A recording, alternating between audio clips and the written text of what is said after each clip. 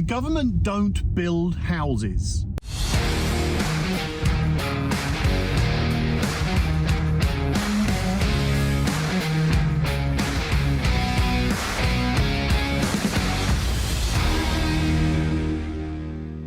I just want to clear that up because a lot of people think that we've got a housing shortage because the government aren't building enough houses, but it's not the government that actually build houses. They're not the ones putting bricks on foundations and creating buildings for people to live in. It's the house building companies that do that. But the government is responsible for creating an environment that allows house builders to build buildings. And by that, I mean the government need to make sure that there are planning laws in place that not only prevent people from building crappy houses, but also allow people to build. If the planning laws are so tight and strict and lengthy, then less house builders can build houses, and then you get more of a shortage. If the government don't have enough planning laws in place, then people are going to build houses, or companies are going to build houses that are a load of rubbish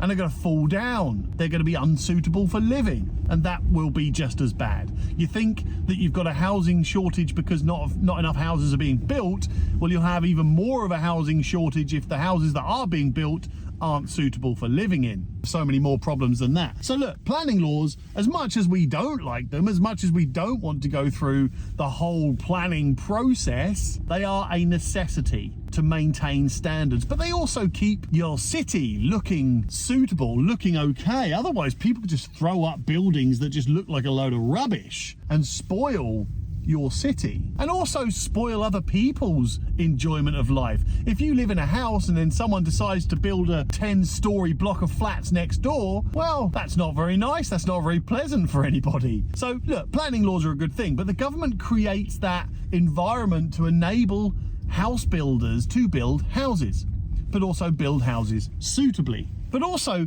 the government create certain tax incentives so that when house builders build houses, they can make a profit. And that is vital. Now, I know there are some people that don't fully understand profit and loss and investment and cash, and that's fine. But a house builder or any kind of property investor has to make a profit. Otherwise, they're not going to put their cash into something. Why would you put your cash into an investment if you're not going to be able to make profit? But also, you need those companies to make profit so that they continue to build houses.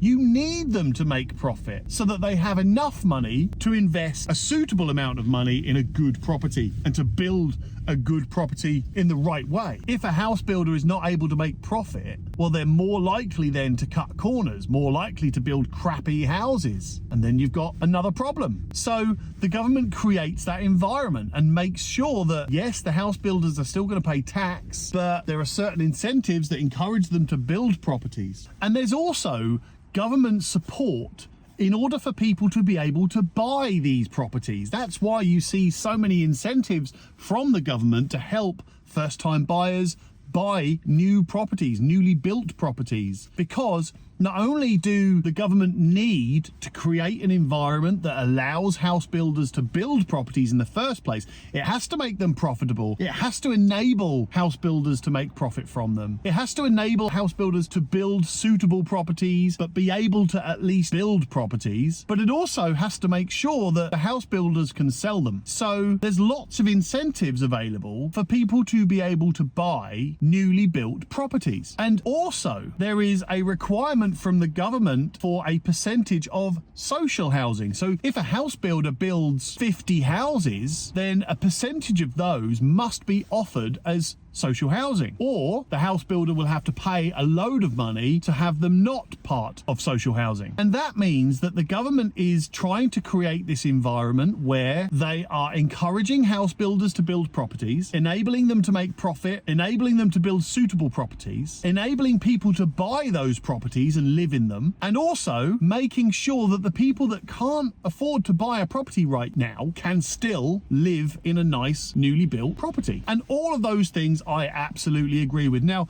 the argument is, do the government go around this in the right way? There's always going to be a debate about how the government should, could, and would do things. Everyone's got an opinion about that. Look, I've got my own complaints about how the government do certain things, definitely. But I agree with the objective. Actually, you have to encourage house builders to build. You have to make sure they make profit. You have to make sure that there is a way for them to sell those properties to realize that profit.